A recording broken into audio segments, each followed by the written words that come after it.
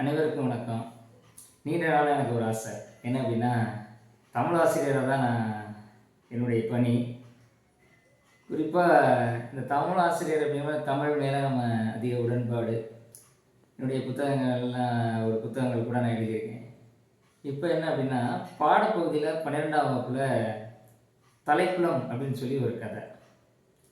அது என்ன அப்படின்னா, அது ஆசிரியர் தோப்பில் முகமது மீரான் அப்படிங்கிற ஒரு ஆசிரியர், கன்னியாகுமரி தேங்காய்பட்டினம் அப்படிங்கிற அந்த ஒரு சிற்றூரில் பிறந்தவர். என்ன சொல்லப்போனால் 1947 அவருக்கு சாய்வு நாற்காலி அப்படிங்கிற ஒரு புதினத்திற்கு அவருக்கு ஒரு சாகித்ய அகாதமி விருது கிடைச்சிருக்கு. அப்புறம் அந்த கிராமங்கள் அப்படிங்கும் பொழுது இன்றைக்கி கிராமங்களை விட்டு புலம்பெயர்ந்து நம்ம நகரத்துக்கு போயிட்டுருக்கோம். அந்த நகரத்திற்கு போகும்பொழுது கிராமங்களுடைய நிலை எப்படி இருக்குது அப்படிங்கிறத அப்படியே தனது கண்ணில் பார்த்த காட்சி அப்படியே அதில் பதிவு செஞ்சுருக்கார் ஆசிரியர். ஒரு வயதான தாத்தா, ஒரு அழகிய குளம், அந்த குளத்துக்கு பேர் தலைக்குளம், பக்கத்திலேயே ஒரு அழகிய கிணறு, அதோடைய தண்ணீர் அப்படியே அழகான தித்திப்பான தேன் போன்ற தண்ணி, அப்புறம் பக்கத்திலேயே களத்து மேடு, நெல் அடிக்கிற இடம், இப்படியெல்லாம் இருக்கக்கூடிய ஊர். அந்த குளத்தில் குளித்தால்தான் சிறுவர்களுக்கு கொண்டாட்டம் அப்படிங்கிற மாதிரி. அந்த தாத்தாவுக்கு ஒரே பையன். அந்த பையன் என்ன பண்ணிடுறான்னா, திருமணமாகி பிள்ளைகள்லாம் பிறந்ததுனால வேலை நிமித்தமாக அப்பாவை சென்னைக்கு அழைச்சிட்டு போயிடறான். அந்த தாத்தாவை தன்னுடைய தந்தையாரை அழைச்சிட்டு போயிடறான். அங்கே போனால் 10க்கு 10 அறை. அவருக்கு என்ன அப்படின்னா, பொழுதுபோக்கு அப்படிங்கிறது அவருக்கு எதுவுமே இந்த அறைக்குள்ளே நீங்கள் இருக்கணும் அப்படிங்கிற மாதிரி அவர் ஐயாவை அப்படி விட்டுறாங்க. இவர் கிராமப்புறத்தில் இருந்திருந்தாருன்னா அங்கே உள்ள அந்த தண்ணி எடுக்க வர்ற அந்த பாட்டிமார்கள்ட்ட, அதே மாதிரி விளையாட்டுத்தனமாக வர சிறுவர்கள்ட்ட எல்லாம் பேசிக்கிட்டு அவர் கலந்துரையாடிட்டு மகிழ்ச்சியாக இருந்தவர். இப்போ இந்த 10க்கு 10 அறையில் அவருக்கு அந்த வாழ்க்கை எப்படி ஒவ்வொரு நாள் கழிவுது அப்படிங்கிறதே ரொம்ப சிரமமான சூழ்நிலையாக இருக்குது. அப்படிங்கும் பொழுது அடுத்து என்ன அப்படின்னா, இந்த அப்பப்போ தன்னுடைய மகன் வேலைக்கு போயிட்டு திரும்பி இரவு பொழுது வரும்பொழுது கிராமத்தில் ஒரு வீடு இருக்கேப்பா, ஒரு தோட்டம் இருக்கப்பா, ஒரு கிணறு இருக்குப்பா அப்படின்லாம் சொல்லும் பொழுது, அடா போங்கப்பா, அங்கெல்லாம் யாருப்பா என்ன போவா அப்படின்னு சொல்லி இப்படி உதறி தள்ளி அவங்க பையன்காரன் பேசுகிறாங்க.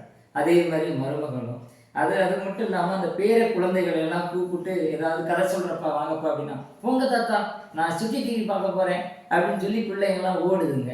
இதெல்லாம் பார்த்துட்டு அவருக்கு சரி தன்னுடைய பையன்கிட்ட திரும்பி சொல்கிறாரு, அந்த கிராமத்தை விட என்னதாப்பா செய்யுங்க அப்படின்னா, வித்துருங்க அப்படின்னு சொல்லி பையன் சொல்கிறாரு. உடனே அப்புறம் என்ன பண்ணுறாங்கன்னா, ஒரு செய்தித்தாளில் ஒரு விளம்பரம் கொடுக்குறாங்க.